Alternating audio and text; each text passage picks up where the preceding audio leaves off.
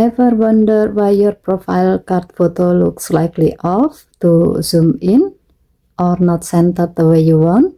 On the Galaxy S25 Ultra, you can easily adjust the position and zoom of your profile card photo so it looks clean and perfect.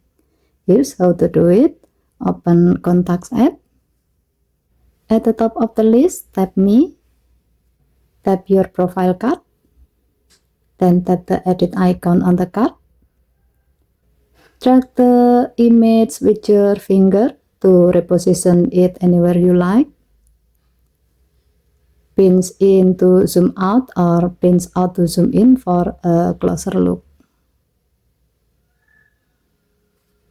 You can keep adjusting until the framing looks perfect. Tap Done to save your new alignment. And that's it.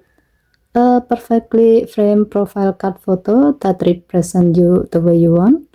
It's super simple, but it makes a big difference. Okay, thank you for watching. Please help to like and subscribe. Have a nice day.